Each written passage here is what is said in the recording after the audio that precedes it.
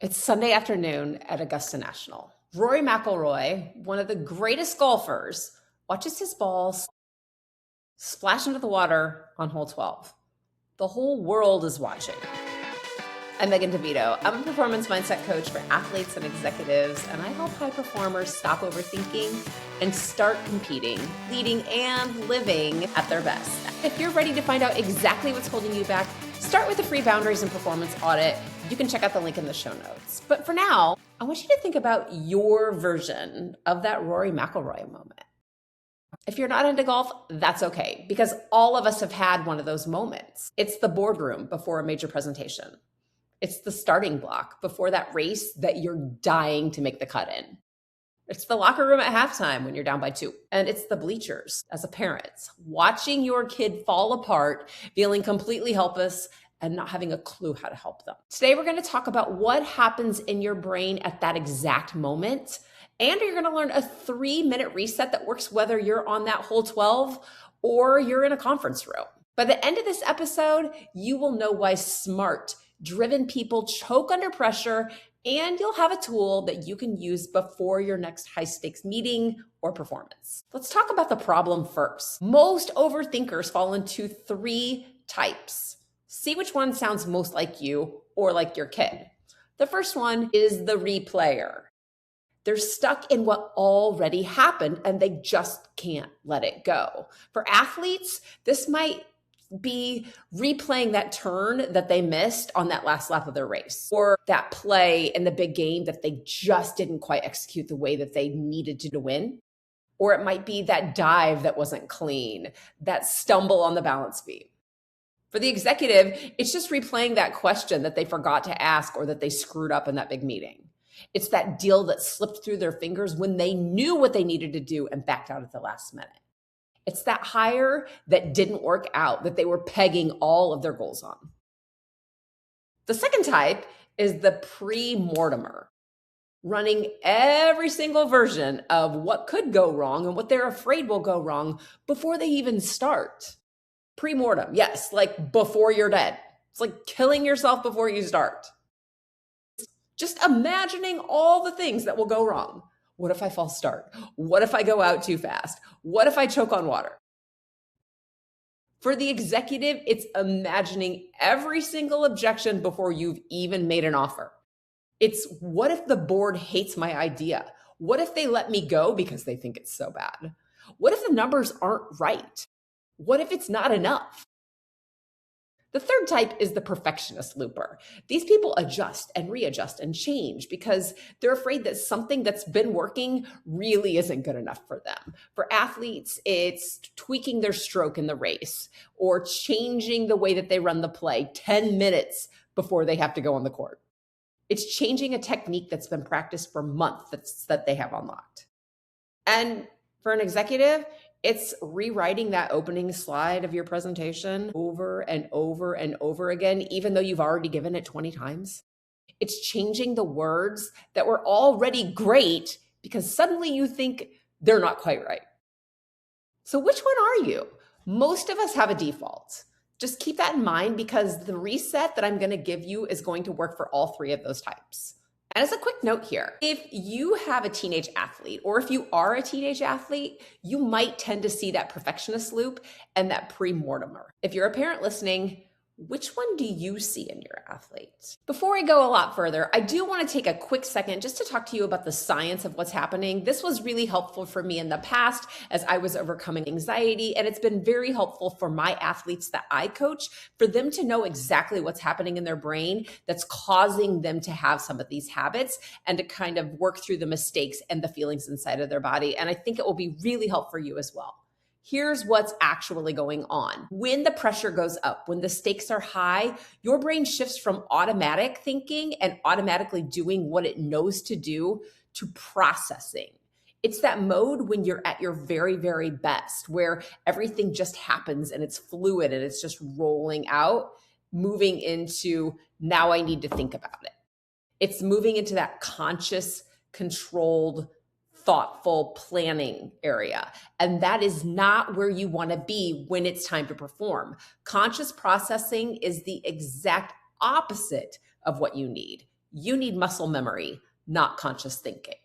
So if you are a swimmer, like the kids that I work with, who starts thinking about the stroke mechanics in the middle of the race and then you slow down, not because you forgot your technique, but because you're thinking about it consciously, and that overrides that automatic pattern that you've been building since you were a little kid. That's what's happening.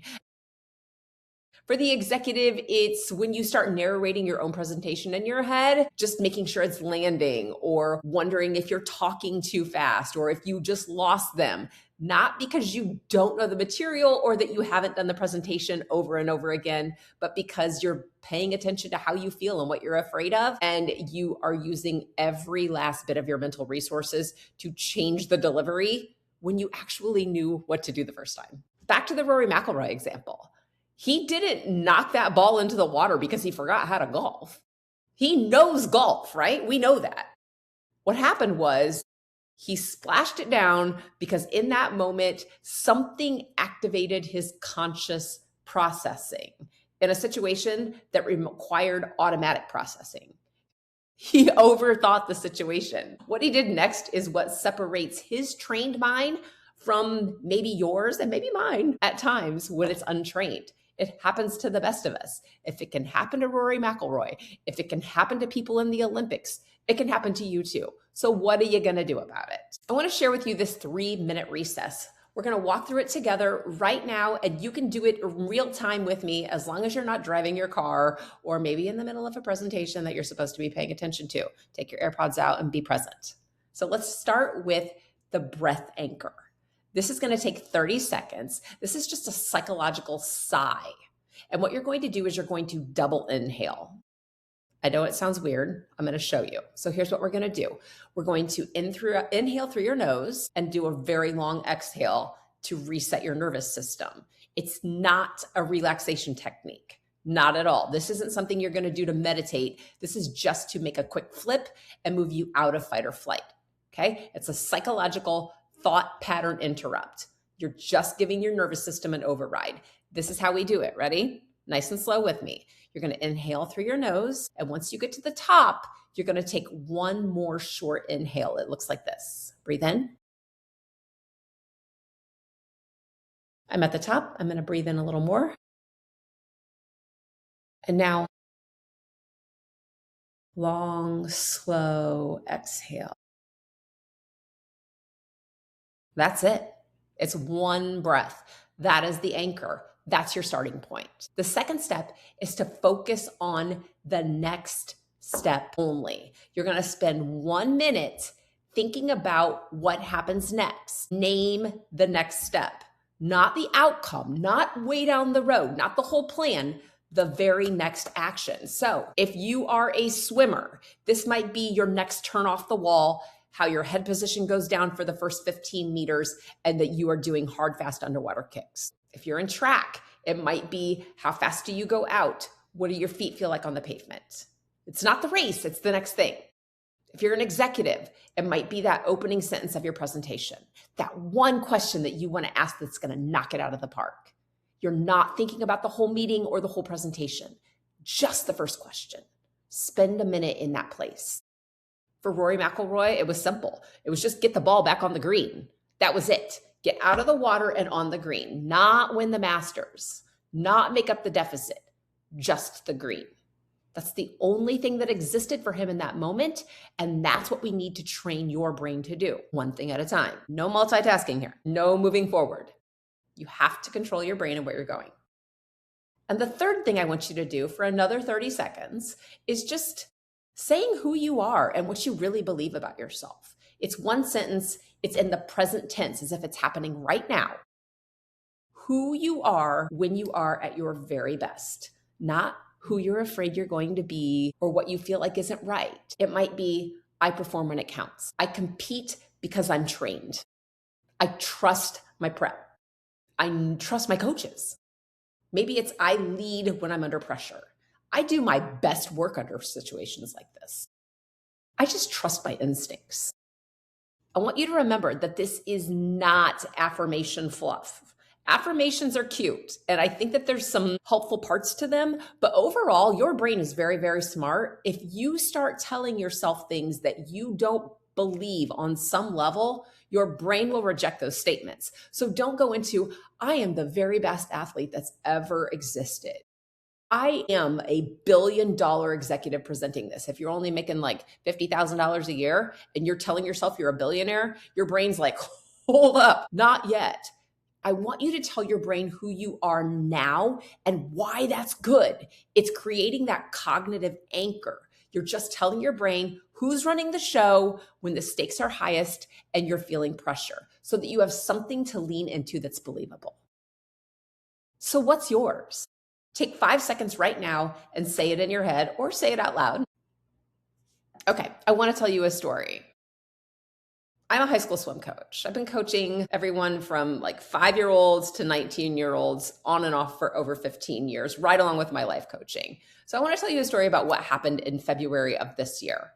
I was coaching my swimmers all season long to get ready for sectionals. I live in the state of Indiana, and if you don't know anything about high school swimming in Indiana, you're about to get a quick lesson. Basically, there are 2 ways to go to the state swim meet. You either win your event in sectionals or you get the time cut. So for some swimmers who are in a sectional, maybe with less competitive, their biggest goal is to win sectionals so that they can go to state. For other swimmers who might be a little faster, a little more competitive, or in a faster sectional, they could get the cut and they didn't necessarily have to win. But for my swimmers right now, our sectional is not quite as competitive and we are looking at just winning our events. I have a swimmer. The girl worked her butt off all season. She's prepped, she's ready, she's excited. And she choked on water in her second turn of the 100 freestyle, trying to change her breath pattern. Here's what happened. She was so focused on making the cut, getting the win, that she changed her pattern way too late in the season. She gasped off the wall, inhaled a ton of water, and couldn't breathe. And what really stinks about it is when she dove in, that first 25, that first turn, her underwater and her way back into that second turn, she was killing it. I was watching her like, oh my gosh, like she is killing this race. She's doing amazing. She pushed off and she choked. She panicked. She couldn't breathe. I want you to imagine for a second, if you're an executive and you're in the office and you're like, what do you mean she couldn't breathe? Breathing is something we do without thinking about it, right? Until you're a swimmer and you're tired and out of breath and your face is in the water and you have to consciously turn your head to breathe. You can probably imagine this if you play football or basketball or track or any of the like land sports, because when you're out of breath and you're breathing more heavily, you guys just breathe. But when your face is in the water and it's splashing in your face, this is what happens sometimes. It scared the crap out of her. And it didn't happen once. It happened twice, you guys. It happened in her 100 free, and it happened again in the 200 free relay, just not very long later. The first time was because she was looking too far ahead in the race and that she was trying to change things that had become muscle memory for her. The second time was because she was afraid it would happen again, and it did. It became a self-fulfilling prophecy. So we backed up. She was in tears. She was so disappointed. She was still all up in her head about it. But before we went into her final event, which was the 100 backstroke, she and I had a conversation about going back to what works for her and trusting her coaching and her training. We practiced some slow breathing, we reset her nervous system, and we zeroed in on what she does really well. And maybe you've heard that phrase that practice is 90% mental and 10% physical. Meets are the exact opposite. Games and board presentations, all of those different things. You need to think in the practice. But when you get to the competition part, when you get to the presentation portion, you should be on lock with what you've learned and let it all be muscle memory or habit by that point. Because when it's time to perform, you have to trust your training and lean into your belief that you've got what it takes. So here's what happened with her. She got back in and she tackled her 100 back without choking, and she cut time. And while the meet didn't end the way that she had hoped it would, she was back at practice the following Monday and was laser focused on next season. Her season ended and she kept coming even while the boys were still practicing or the girls who were going to state, because she wasn't giving up on herself. It was resilience at its finest. It was refusing to quit. It was confidence. It was everything that we had worked on in our mindset training during the season. She stopped overthinking and went back to what she wanted. This is how performance mindset works. Here's what I want you to hear under all of this. Rory McIlroy lost that Masters. He did everything right mentally. He was resilient. He came back and he was able to stop himself from overthinking, and he still lost in the playoff. And then he showed up at Augusta again in April. That reset that he did, that mental reset to stop overthinking, did not guarantee the outcome. It just guaranteed that he got to compete again as himself and get back in the game and finish proud of himself. So if you're an executive, that next big decision that you're making doesn't come from judgment about who you're afraid you're not. It's not your anxiety talking. It's what you believe, and it's what you already know, then taking action on it. It's leaning into the belief despite the discomfort. To the athlete, your next race gets to be your race. Your nerves aren't the truth. What you've trained for is the truth. And to the teenager who's listening, or to the parent who's in the stands, the goal is never, ever, ever not to feel pressure. The goal is to have something that works when you do feel pressure, because pressure is part of the game. It's part of the success. This is why we have adrenaline junkies. They love the pressure. It's just what you think about how your body feels. So I'm going to invite you to try that 3-minute reset before one hard thing this week. Just one. Leave me a comment here on YouTube. Drop me a DM on LinkedIn. Tell me your story and what happened. I read every comment, every single one, and I promise that I will reply. If you've been listening and you're thinking, yep, this is exactly what's happening to me or to my kid, I want to offer you something simple. It's a free audit. It takes about 45 minutes, and we look exactly at where overthinking is keeping you stuck, or where it's costing you in your performance, whether that's in the boardroom or on the court or in the pool or in the stands. No pressure, just some real clarity on what's actually going on and what would help you most. The link is in the show notes, and I would love to talk with you. All right, next month, here's what's coming up. We're going to talk about resilience, what it actually means to bounce back when you're hurt or struggling to find success that you've been working so hard to obtain, or if you've just hit a plateau, which happens to all of us. If you're someone who experiences anxiety or overthinking, or you tend to view setbacks as permanent failures, then this is a learning opportunity for you. You're going to want to catch this episode. Be sure to subscribe now so you don't miss a thing. In the meantime, take care, and I'll talk to you again soon.